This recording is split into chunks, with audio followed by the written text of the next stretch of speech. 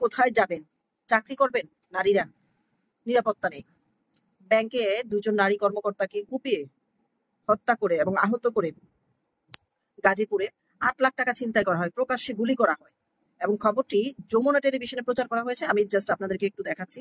গুলি ছুড়ে আনসার সদস্য সহ 2 নারী ব্যাংক কর্মকর্তাকে কুপিয়ে সোনালী ব্যাংকের ৭,৮৪,০০০ টাকা ছিনতাইয়ের ঘটনা ঘটেছে।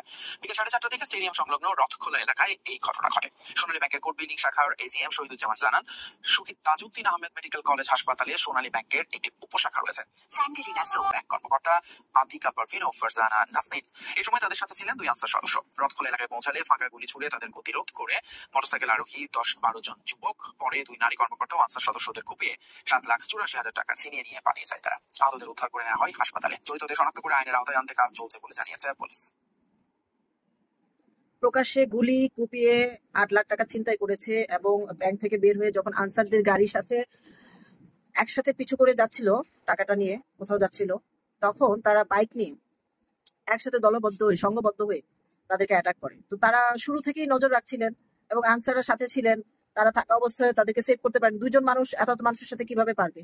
তো এই যে 2 জন নারী, তারা চাকরি করতো সোনালী ব্যাংকের শাখায়, রথখোলা বাজারে তাদের এই ঘটনা ঘটে। এটা রথখোলা বাজার কিন্তু একটা প্রত্যন্ত মানে নর্মাল একটা গ্রামের মতো, উপশহরও না, একটা গ্রামের মতো একটা জায়গা।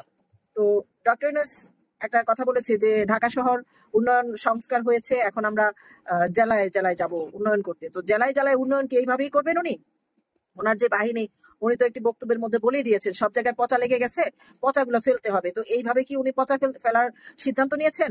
এইভাবে উনি বিভিন্ন জায়গায় মানুষের জীবনে কোনো নিরাপত্তা নেই, একজন ইউপি চেয়ারম্যানকেও কুপিয়ে হত্যা, গুলি করে হত্যা করা হয়েছে, বিভিন্ন জায়গায় নেতাকর্মীদেরকে কুপিয়ে হত্যা করা হচ্ছে, পিটিয়ে হত্যা করা হচ্ছে। উনি তো কোনো ব্যাপারে মুখ খুলছেন না এবং কোনো বক্তব্য দিচ্ছেন না, কোনো সতর্কবাণী দিচ্ছেন না, কাউকে কোনো সচেতন করছেন না, ভয়ও দেখাচ্ছেন না। আইনের ভয়ও তো দেখানো উচিত ছিল, উনি কোনো ভয়ও দেখাচ্ছেন না, সতর্ক করছেন না, নিষেধও করছেন না যে এগুলো করবেন না। হিন্দু নিধন হচ্ছে, এক সপ্তাহের মধ্যে চলে যাওয়ার জন্য একজন হুজুরদের সমাবেশে বক্তব্য দিয়েছেন এবং বাহবা পেয়েছেন। তাদের বিষয়ে উনি কোনো প্রকার মন্তব্য করছেন না। তো সর্বশেষ কথা কি দাঁড়ালো যে এগুলো ওনার নিয়ন্ত্রণই হচ্ছে। কারণ হচ্ছে উনি যেহেতু চুপ এবং নীরব আছেন এইসব ব্যাপারে, উনি রাজনীতির রও জানেন না, এটা তো একদমই প্রমাণ হয়ে গেছে। তো তার কি উচিত না পদত্যাগ করা নিজে থেকে? তার কি নিজের স্বইচ্ছায়, মানে তো ওনার যদি নিজের লজ্জা থাকে বা লজ্জা থাকতো, তো ওনার তো উচিত ছিল এখান থেকে পদত্যাগ করা। ওনাকে তো জনগণ চাচ্ছে না, উনি জোর করে কেন এখানে বসে আছেন?